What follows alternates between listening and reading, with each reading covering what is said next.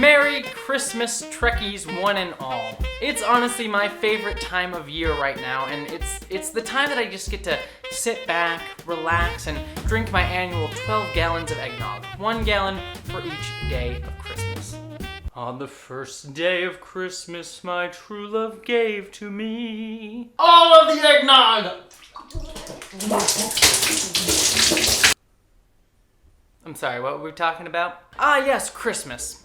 Now, I know all of you out there may not celebrate Christmas, but stick around because this video is meant to be a little bit of a fun poke at Star Trek and the Christmas season.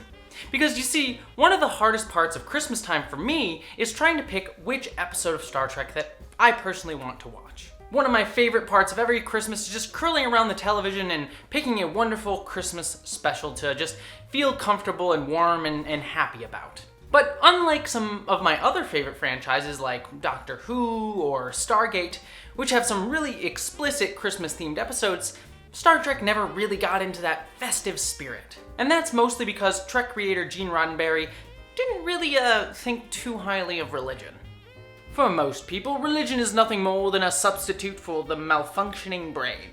Dang, Gene. I don't know why I made Gene Roddenberry British there, but there you go. I mean, it's honestly pretty cold of Gene Roddenberry to just tell everyone that they have a malfunctioning brain for believing in religion. I think religion can be a really beautiful thing. Obviously, really bad when taken to certain extremes, but in general, I think it can be a really beautiful insight to a culture and cultural ideals, which is a very Star Trek-y thing to do. Though I guess in the end, Star Trek does know a thing or two about malfunctioning brains, am I right? Brain and brain! What is brain? God, you know, maybe I've been misreading Spock's brain. Maybe it's Gene Roddenberry's discussion on religion. But maybe I'm just being too generous because of the eggnog. Happy. This definitely gets my brain to malfunction. But while I'm not exactly a religious person myself, especially not exactly Christian, though most of my family is, I do just enjoy getting into the festive spirit. So I want to share with all of you what I think are the best episodes of Star Trek to watch on Christmas. Now, I know there is still a lot of divide in the Trek community over which Star Trek series is best, but I think Star Trek and Christmas are both about coming together. So for this list, and in that mind, I picked one episode from each Star Trek series and one movie that I think really captures some of the aspects of the spirit of Christmas, or at least comes as close as Trek's secular future can get. So let's dive right in, right after I finish this eggnog.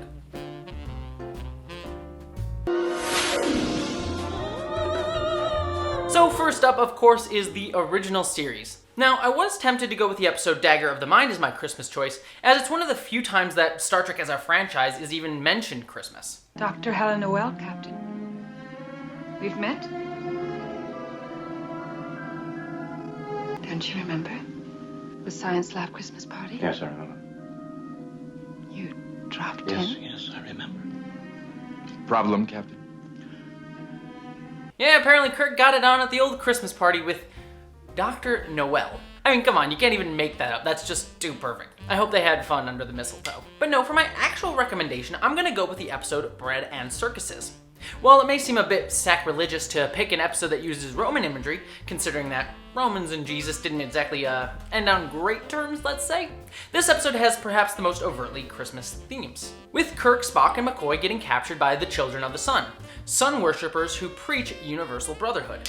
Throughout the entire episode, we see these Children of the Sun fight back against the Roman-esque culture. Honestly, what could be more Catholic than fighting against literal Romans?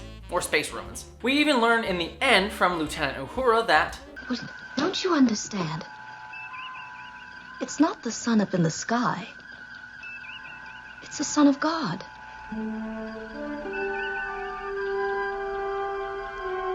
Caesar. And Christ. They had them both. So literally, they're Christians being oppressed by Romans. I mean, come on. You can't get more Christian than that.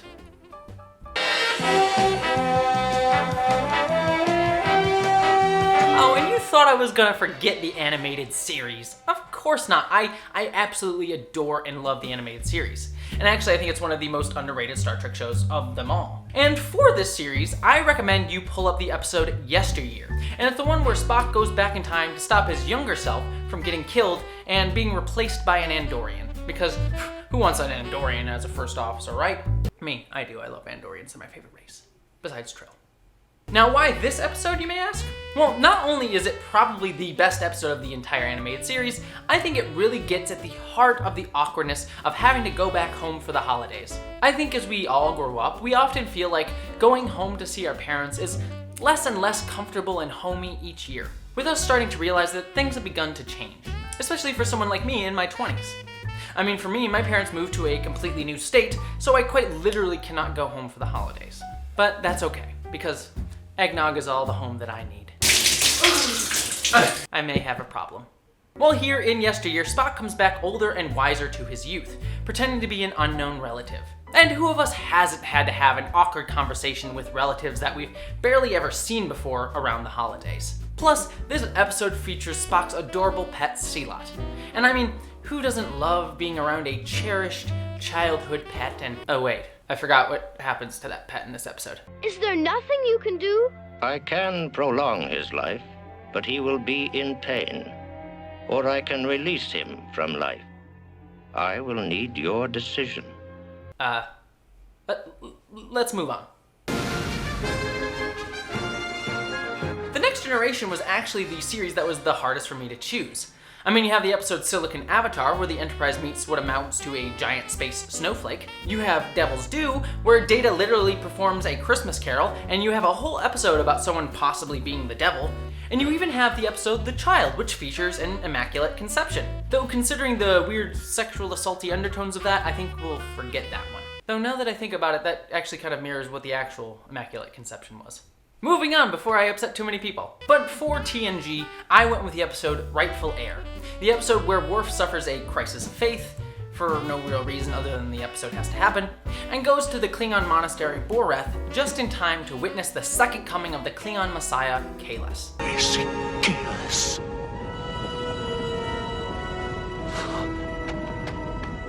I mean, okay, that's technically a better Easter episode than a Christmas episode, but come on, this is about as Christmassy, faithy as TNG gets. You got discussions of faith, messiahs, blood wine, and even clones. Everything you need for a good Christmas.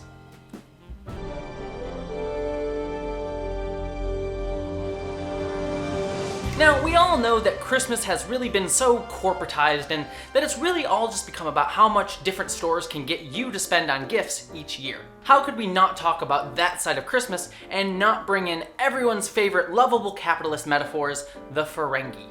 And perhaps the best Ferengi episode of them all has got to be The Magnificent Ferengi.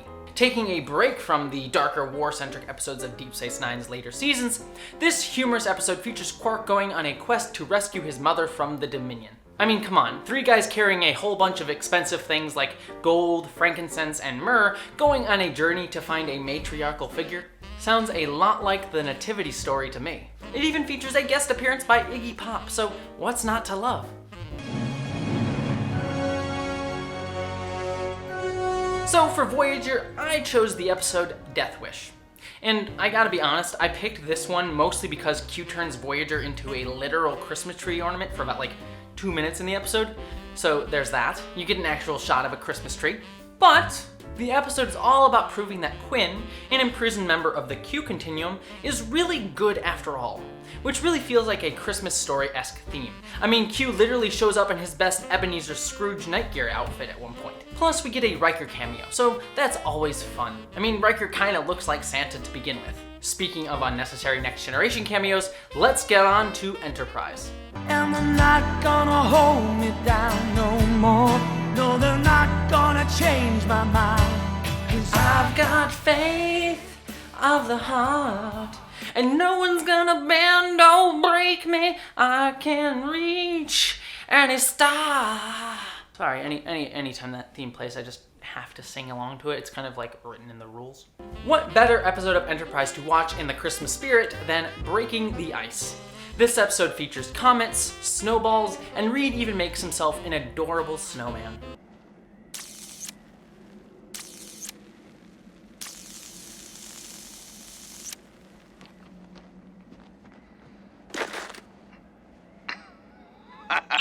Okay, it's not that adorable. I'm honestly kind of disappointed. You're a full-on adult, Reed. You can make a better snowman than that. You're a Starfleet officer. Plus, the episode features awkward dinners that end in people accusing each other of things. Which really feels like a lot of how my family Christmas dinners end. So it's all really in the spirit of the Christmas season. It's nice to know no matter how big the universe is, there's always a Vulcan ship nearby.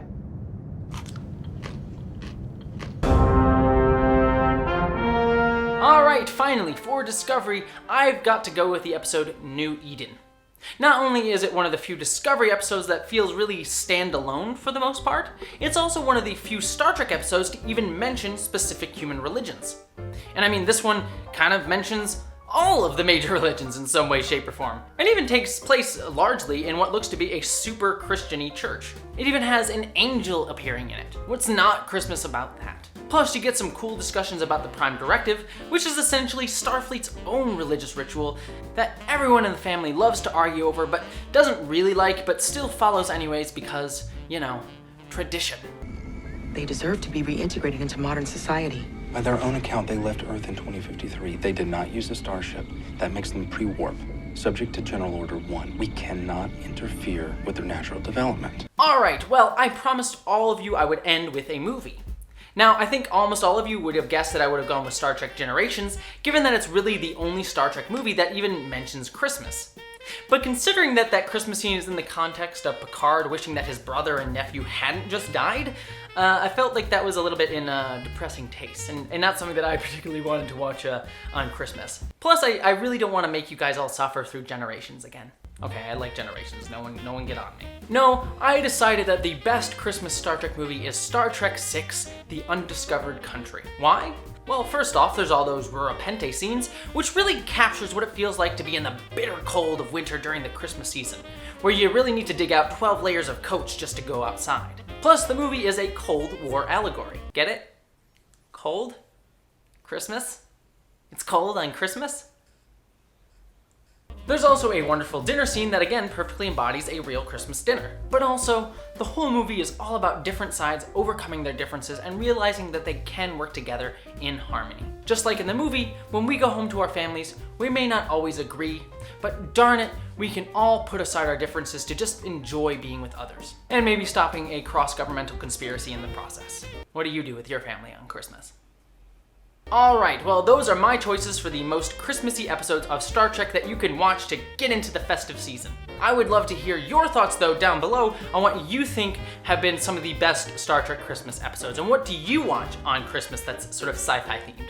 My personal favorite sci-fi thing to watch on Christmas is the Doctor Who Christmas special, specifically A Christmas Carol, as that one's the one I think that's the most Christmassy of the Doctor Who specials. But I'd love to hear your thoughts. All jokes aside though, I wanted to thank all of you out there who have joined my channel this year. My channel has really just honestly started to explode over 2019, and it's really been awesome to see this community grow, and it's been a true honor to be a part of making it all come together. As for my part, this past year has all been about trying to find my own voice creatively and what I want to do with this channel. And both things I think I really started to feel solidifying towards the end of this year. So for next year, I have some really cool plans to help build out this channel and do some really exciting projects and community-driven content. And I'm gonna be trying to beef up the quality of these videos, especially in January, to try and do a lot more of them per week and also make them look and sound a little bit better than the echoey quality that you hear here. And so that's gonna be a little bit of my monetary investment that I'm going to be putting in starting the beginning of the next year. But for now, before I announce all that stuff, which I'll do sort of in the first video of next year, I just wanted to say that this year has, outside of YouTube, been really hard for me personally. Again, I've kind of hinted at that in previous videos, and sadly, I really can't get into the specifics of it, though I will probably share that story at some point within the next year or so, I don't mean to hint about what's been going on, but suffice it to say, there's been some personal stuff that's been going on in my life, and to a degree, still going on, that have been really difficult for me. But throughout all of that, it's been really nice to know that I've had this creative outlet that has been so positive here on YouTube, and that's really meant a lot to me. And I mean, I've met a lot of really good people both in the Jesse Gender community and elsewhere on YouTubes with Ket Wolski or Lore Runner, who I'm doing different projects with. And so it's been really nice to sort of have that and have something that really felt wholesome and good and really motivating throughout all of this like harder stuff that's been going on in my life. And particularly for all of those who give to my Patreon, I want to say thank you to you because, you know, not to sort of be like, give on my Patreon, but there's been a lot of financial stuff that's been going on with me that's been kind of tied up in the personal stuff. And, you know, having a little bit of an extra financial help, and also on top of that, people who are so liking my content so much that they're willing to actually give me, you know, financial backing to do these videos, feels really motivating and really meaningful to me as a creator and as a human being. It's I know I've said it a billion times across a billion videos in a billion different ways, but I cannot express how much, you know, all of you out there who just watch these videos and maybe even leave a comment, but in particularly, especially my Patreons, you guys truly mean a lot to me. I cannot express how much you mean to me. Thank you. And I'll kind of end it there because I don't want to go on too long, but I could just gush about how much you guys mean to me. So, in all of that, I just want to say I'm so thankful to all of you, and I hope that for all of those out there who do celebrate Christmas, I hope you have a wonderful festive season. And for all of you who don't celebrate Christmas, I hope the rest of your 2019 is filled with joy and happiness, and that 2020 brings you many wonderful things. And just to wrap up this video, I'll do the regular YouTube creator anthem, so please don't forget to like and subscribe to my channel. And if you want to join the Just Gender community on either Discord or help make these videos even better, or other cool perks that I have, please consider giving to my Patreon page. And special thanks to my commander level and above Patreons, Stephen Schuhart, Michael McGee, Maggie Evans, Lal Lindley, Wellington Marcus, Munir Amlani, and BBD. But regardless of if you give to my Patreon or if you, you know, like or subscribe to my channel, I hope that all of you, for always, live long and prosper.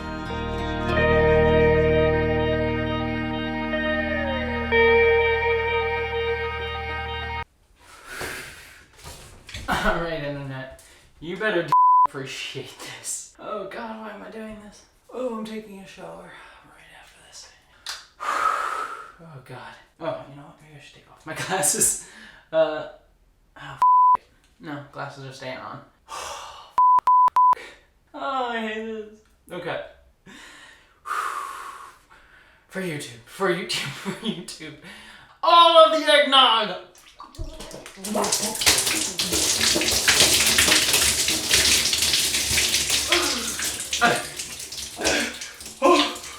Oh my God, that was right in my fridge.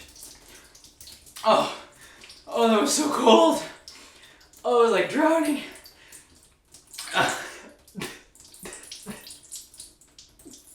Oh God, that was awful. Oh, this is awful. You're welcome. Oh God. Oh, I'm done. Merry Christmas. Ugh.